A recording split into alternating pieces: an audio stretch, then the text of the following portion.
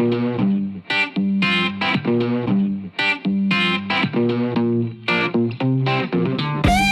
everybody, Dave Clark, aka the Pattern Guy. Hey, we're in the pattern shop again today. Hope everybody had a good Christmas and a good Happy New Year. Everybody's safe, I'm hoping, out there. Didn't get to wish you one before. Sorry about that. Just got busy for the holidays making a bunch of Christmas gifts. That's one of the things, if you get to be a craftsman and have a nice shop and that, expect it a week or two before. Hey, can you make this for me? Can you make this for me? So it's one of the things, but it's all good. It's all great. And, you know, we actually made some products that are things that hopefully will become products down the road here too. Some casting stuff here. So today I'm going to keep it short. Do something real short today. I've got the 3 patterns made. I went up. We got the foundry guy to show us how we're going to gate it. What we're going to do is I'm going to make all the pieces, parts, take it up to him. We're going to make sure that they're all the way they should be before we mount them on the boards, okay? Because we've had some issues in the past. You know, it's you know, I'll make this size, this big, put it here, I'll do it, and it's like, oh no, that's not what I meant, you know. So we're just gonna leave everything loose and take it up. But today, one of the things that happened, I've been working with a dull bandsaw, okay, dangerous thing. That's one of the things. It's kind of hard when you get out on your own. When I worked for Precision Mold and Pattern, we weren't a production, or not a production, we weren't a corporation shop, which some people thought because we were attached to Aero Aluminum, which is big. We were our own company. It was a fairly big company. We made some good money. We had no issues with replacing sander pads, bandsaw blades, buying materials, and you know, things that we needed for the shop there, okay? But still, you know, it wasn't a big shop. The next shop I went to, there was just a small, what they call job shops, okay?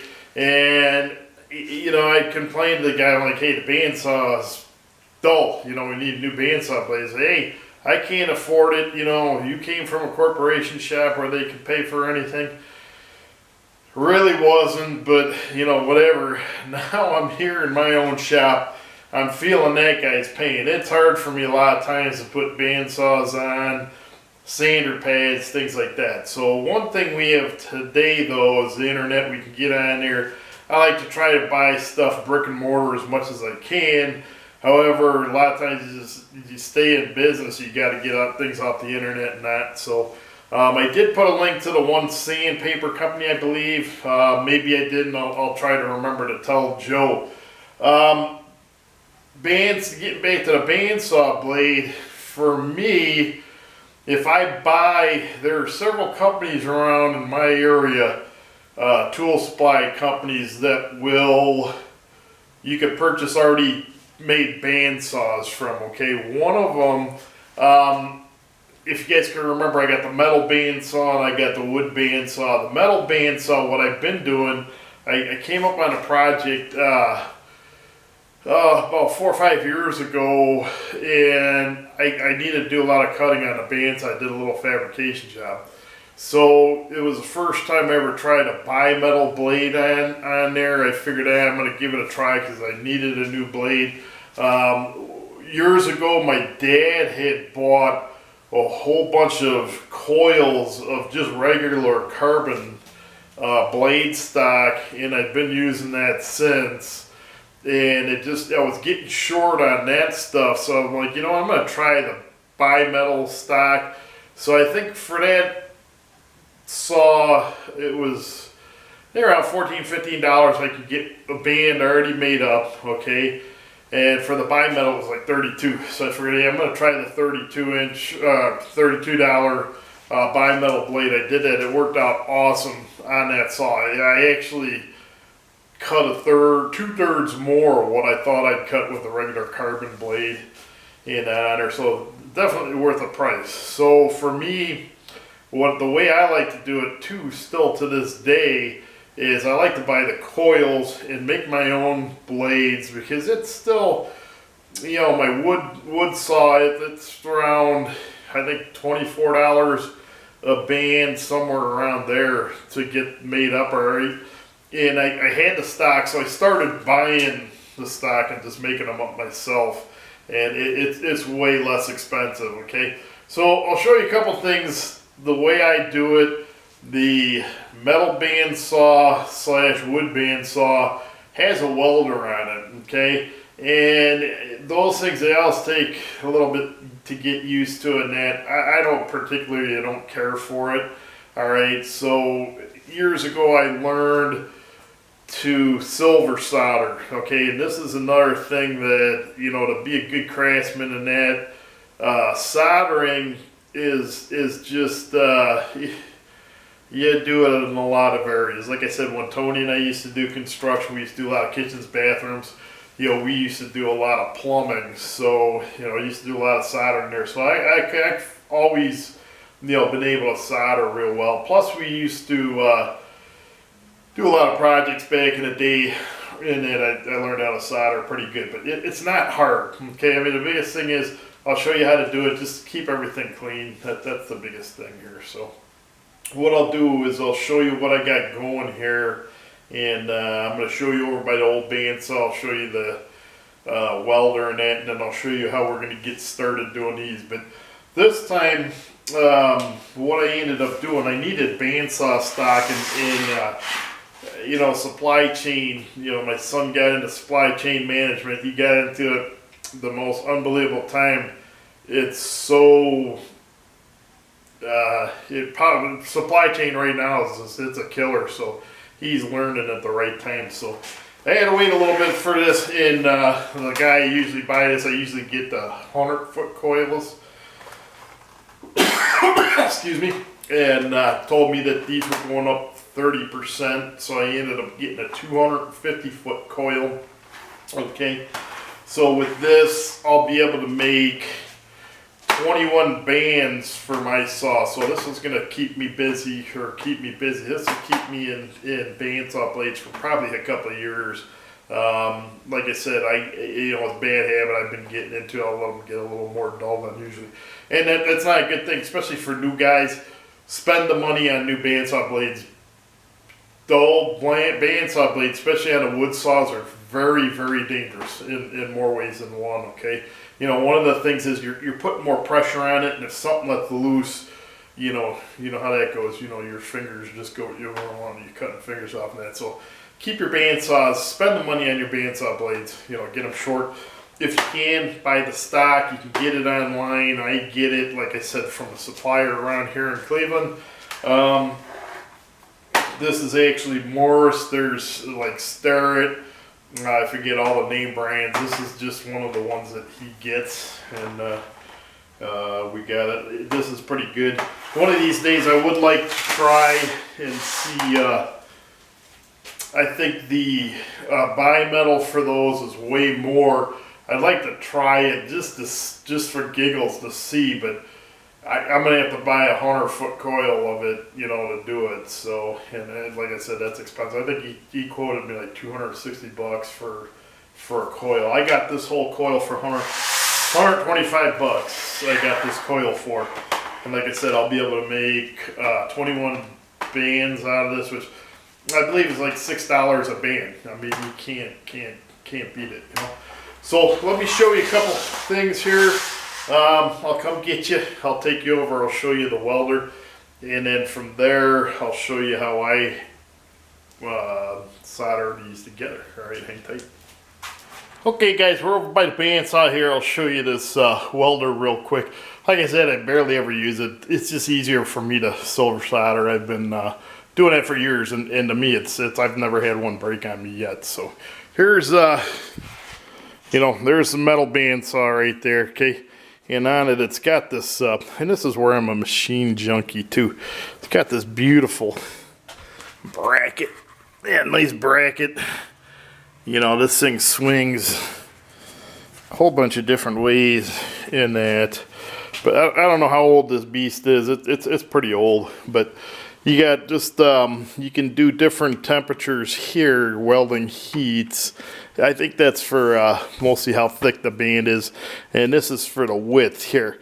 So what you do is you stick half a band in here, half a band in here, you clamp it, and then you flip this, and it brings these together and welds them. Okay, but like I said, I never have too much a good what you call it. Then this is, I know what this was for. This is for annealing it. You want to anneal it after, right? And then under here, I don't know if you can see, there's a little grinder that grinds the weld off there. Like I said, it's pretty cool. I had a guy here, you know, I always keep it back here. I had a guy here quite a while ago buying something else off me off of Craigslist. I was selling something to him. He saw that, and I think he offered me like $850 for it. I should have sold it to him because, like I said, I never use it. And I guess he said that a lot of times those old Walker Turners, you know, a lot of them, that was like an accessory that's a pretty sought after accessory in that. So he, like I said, I should have sold it because I never use it, and that's one of the things I hate. You know, it's I don't use it if somebody can use it. You know, I should have just sold it to the guy. So anyhow, let me get set up and I'll show you how I go about soldering these. Okay, hang tight. Okay guys, I'm going to show you how to silver solder a bandsaw blade together. Okay, like I said, I have yet to have one of these things break on me. I've been doing it for years and years and years. I mean, I don't know how long I've been doing this. I mean, 35, 40 years, something like that, okay? So, the reason I used to do it, we didn't have the welder back in the day, so, okay? And then my dad, like I said, he had access to some bandsaw stock all the time. So anyhow, couple things you need, okay? So right off the bat, one of the things you're going to need, and I've seen different variations of these things. Okay, so I cut a length of bandsaw stock, okay? So one of the things you're going to need a little fixture or a little jig, okay? You got to be able to put both halves of the blade in here, okay? And then to be able to solder together. So you want them to stay straight. Okay, you don't want them like humped out like that, because I'm sure you've been on, well, I mean, if you're newer, obviously you haven't, but like guys that have been in shops, a lot of times you'll be on a bandsaw and you'll thump, thump, thump, thump, thump, thump, thump, thump, you know, that's one of the things it's out, okay? So these things, they have to be really straight here, okay? So one of the things is, you know, the back of the blade doesn't have the teeth on it, it's nice and straight. So you want to go ahead, I'll get you a close-up of this real quick too. Alright, so you got this little fixture, okay, you're going to have something like this. And like I said, it's just like a slot here, okay, and then this horizontal slot here, or perpendicular slot, I got it a little smaller, that way I can get the torch heat underneath so that we can get an even heat around the blade, okay? I always just use the MAP gas all the time. That's from when I used to do a lot of plumbing and that. So I always use these. It just heats the blade up like super quick and gets going. Next of all is silver solder. I'll get some good silver solder. I got some older silver solder, this is older.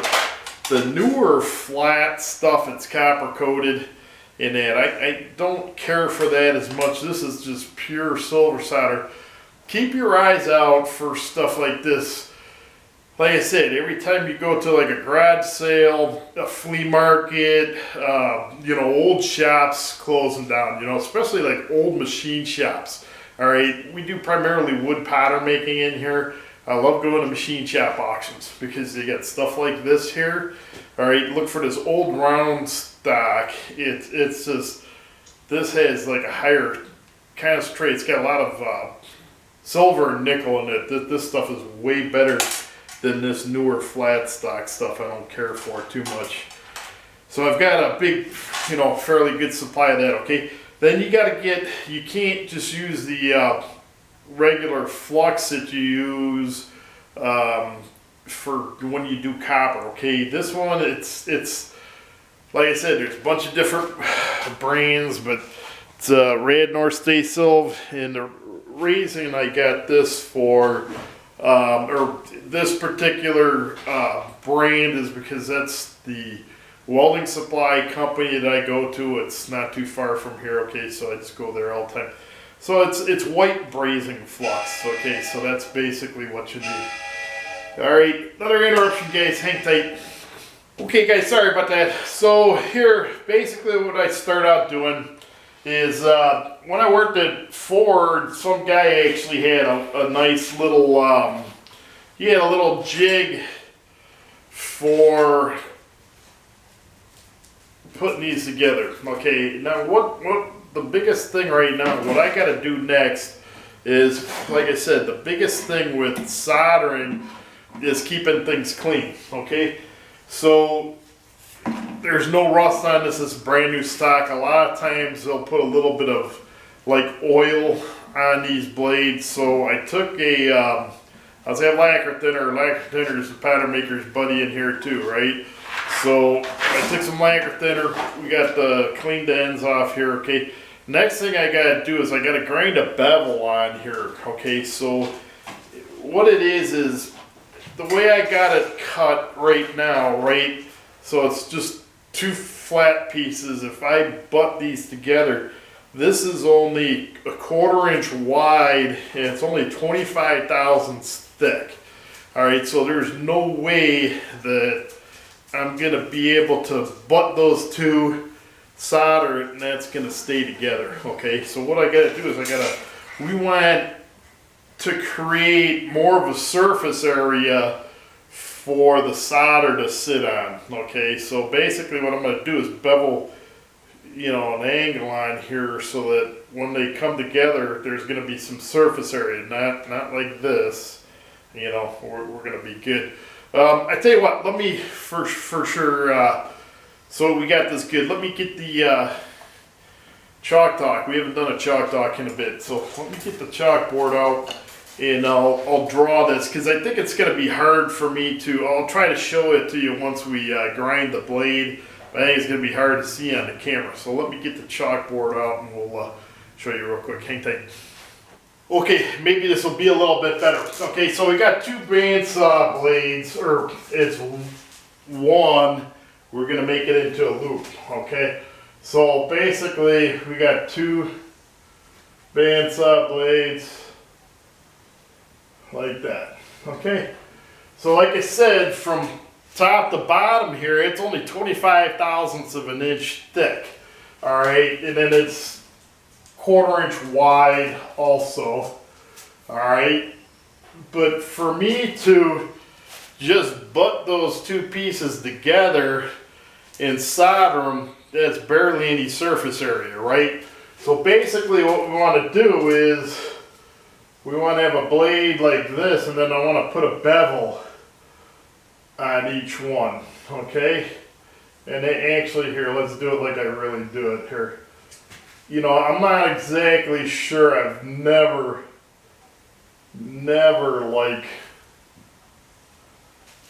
put a protractor on here. What I do is, the way I do it, and I'll show you the way I do it, it's going to put the same angle on it both halves. Okay, so I've never put a protractor on it to see what angle I grind. I just grind what, you know, I think is right. And I think for this 1/4 inch wide by 25 thousandths thick, you know, I kind of want to get like this surface area here. I usually get it around 1/8 of an inch, 5/32, about 5/32 of an inch. It turns out to be right here, you know. So I got 5/32 of an inch.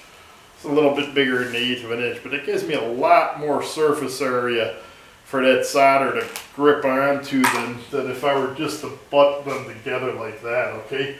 So that's what you got to do. So like I said, when I was at Ford, the guy came up with this jig where you put one band out and flip it up, and then he had it already ground on a specific angle. I don't know which angle he had it on or whatever, and then you just take your grinder and you grind it, And yeah, it's gonna eventually, you know, that's gonna wind down, but you know, you're gonna do a lot of, you know, blades before that happens. I mean, you just took like a chunk of 1/2 inch stock or whatever, you know, I mean, it's gonna take a lot to grind that down, right?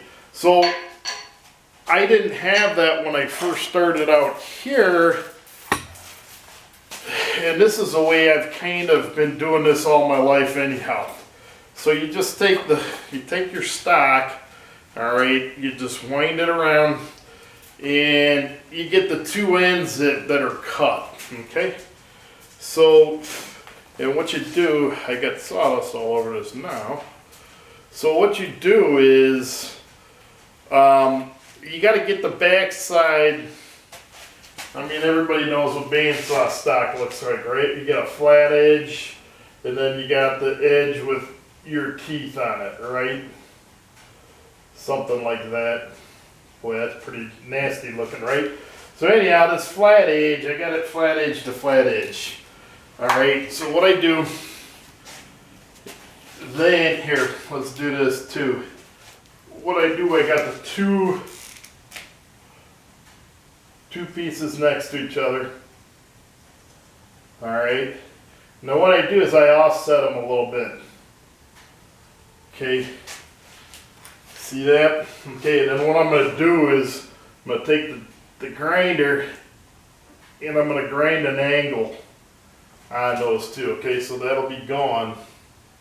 All right, so that angles, when I invert this other one, it's going to be the same. Okay, going to have the same angle both ways. Plus, what happens is the object of the guy I work with at Ford, by sticking both out, cut it on the same angle too, you want, it's got to be straight this way too. Okay, so here's your back end again, remember? And then you got your blade coming, and you got your teeth right. That one's a little bit better. Okay, so this has got to be perfectly square here too, right? Theoretically, okay? So you want to be able to put both of these together, and they got to be square, okay? So in doing this way, if that angle's off a little bit, when you invert it, the angles are opposite the way they are, but when you invert it, they come out the same. Okay, they're going to be on the same plane. Okay, so that's, you know, in doing that this way, it works out that way too. Okay, so what I'm going to do is, all I do is, and I tell you what, I just use my fingers to make sure it's flush in the back, and I just use my finger clamps, thumb clamps, other clamps here. Okay, put them together, take my die grinder,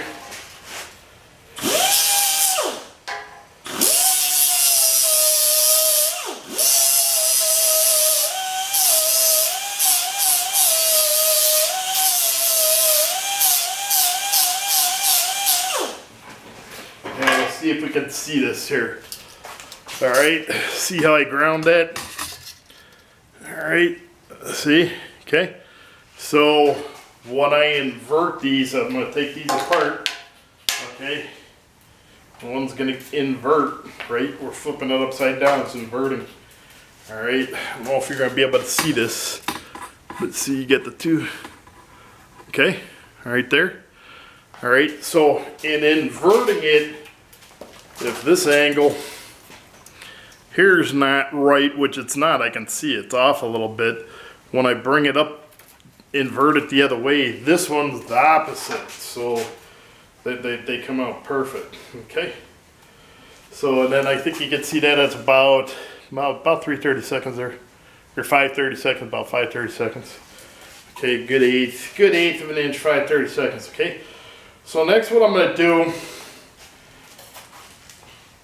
is I'm going to start clamping this up in my fixture. Okay, so what I want to do, like I said, I want to take this flat edge here and put it against my edge there. Okay, now I want to make sure, we'll do some chalk talk again. All right, now in clamping this, you're going to damage the teeth a little bit, but always where you weld, you're going to damage them anyways a little bit because you got to grind them, and you know, you try not to as little as you can, but unfortunately you're going to damage about 3 or 4 teeth. All right, but it's, you know, same thing when you regularly weld. So I'm gonna, I don't know if you guys can see this, but we'll chalk talk it too a little bit too. Okay, so I see the bevels, you know, that way it's kind of up. Okay, so the way that looks is, I hate long sleeves, but they come in good every once in a while, right? Okay, so here's my little fixture. All right, and there's the little step I got so that I can get my heat, right? So what I did was the blades coming in here like this, and I got this one this way. Okay, first, and the reason why I got that bevel up is because when I go to put the second half over on this side, it's just easier for me to visually match them up more, okay? Because we want to get, you know, top and bottom, you know, to match up good, okay? Otherwise you're going to get that thunk, you know? All right, so we'll do that. Before I put the second half up though, let me see if I can do this real quick. I'm going to try to get you guys a little close up here. Hang on a sec. Alright, so we got this half on here. I hope you guys can see this. Oh, Joe and my daughter got a new camera for YouTube. Still using the old one just yet. Gotta learn how to do the, so Joe and Abby got me GoPro 9, I believe. So got to learn how to use it a little bit. Joe started setting it up. All right, so here I got this on there. Shouldn't put your finger on there, but here I'll be able to line these up better with it top to top. Okay, so there's that. Got my two halves together, and I'm going to clamp this one. All right, and then these will be where they gotta be. All right, got that. Now, another thing I do, take the silver solder, flux the end of it a little bit, okay? Then what you want to do, you want to heat the blade up first, and it's the same thing as when you're soldering plumbing fixtures together, okay? You don't want to heat your solder up and make it drip onto a cold piece of metal, okay? So you got to heat the metal up first, and then the solder is going to go ahead and melt. Lead solder is going to obviously melt a lot quicker. Silver solder, it's going to take a little bit more. That's why I like using the MAP gas. What I'll end up doing first is I will... Another interruption, guys. Hang on a second. Okay, sorry about that, guys. Back at it. Like I said, what we're going to do is we're going to heat this blade up, and I'm going to actually heat it till it's cherry red, and then I'll introduce the solder to it after that. And then what we'll do is we'll let it sit there for like 30 seconds or so before we take the clamps off, let the silver solder cure on there. So here's how we do that.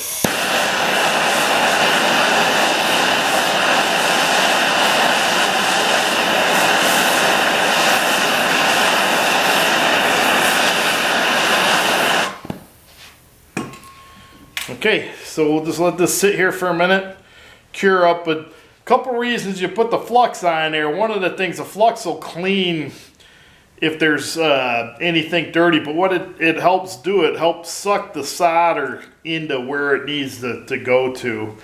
Okay, so be careful whenever you do anything like this too. You got to make sure this stuff isn't hot, okay? And from experience, I know these don't get hot. So the fixture's a little bit hot. I'll just let it sit there. I always do it on my table saw table, which isn't a good thing either. But this big chunk of iron will suck the heat out of that real quick. Okay, so there's that. Hang on a sec, guys. Okay, guys, so from here, what we do is just go ahead. Let's take a block of wood, put it on the end. There's my bench. And like I said, you're gonna crap up a couple teeth doing this, but it's just the way it goes. Okay, you gotta clean this solder off here a little bit.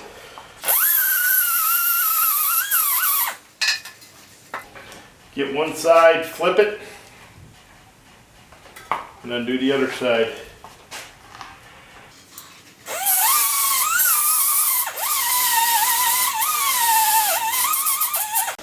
Okay, and that's it. You can see, a lot of guys will, that's pretty good. Okay, so you saw some sparks coming off of there. You want to try to avoid that. You're actually hitting the blade. Okay, when you're grinding off, you want to just try to grind off the excess solder. There's a lot of solder in there. Okay, so anyhow, that should fit on my wood bandsaw blade or wood bandsaw. All right, so that's how you silver solder up a bandsaw. And I'm going to tell you this, like I told you this kind of stuff before. All right, soldering, it takes skill. It takes a lot of skill to do it. You're not going to if you do it the first time, great for you guys, really. But don't expect to do, like I keep on saying this, a lot of this stuff. Don't expect to do this stuff right off the bat. It's going to take a long time to learn how to do things, okay? And it's repetitive, okay? It's like I keep on saying, baseball players, they're in the batting cage every day. Golfers, professional golfers, they're batting balls all day, or clubbing balls all day, okay? Same thing with this stuff. I silver solder once every, depending on how busy, but probably on average 3 to 4 weeks or something like that, so I don't have the steady thing. Same thing when I'm welding. When I first start out welding, it looks kind of jinky, and as I'm going, getting through it, I'm getting a little more steady, getting back into, making some nice welds, okay? So stuff takes practice, okay? A lot of guys at Ford, just because you know how to weld doesn't mean you know how to solder. A lot of guys at Ford, welders there, guys couldn't solder for anything, they really couldn't. So it's kind of a skill in and of its own, okay? And like I said, you learn how to do it here for this stuff.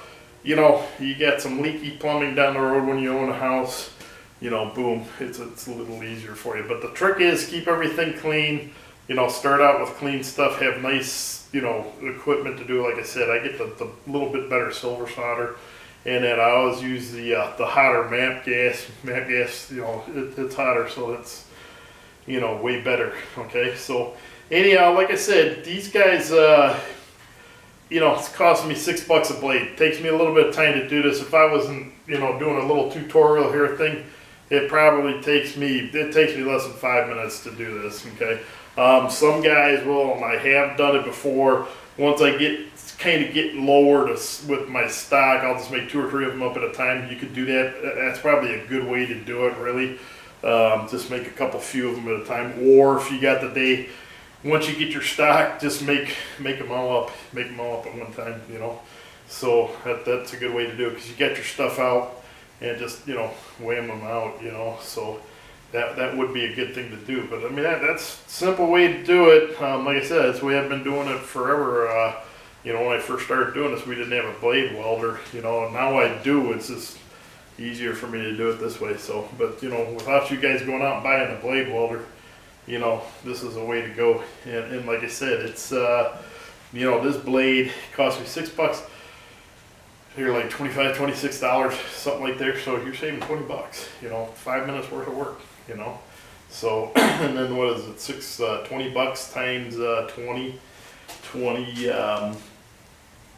blades. What's 20 times 20? That's what, $400. I'm saving $400.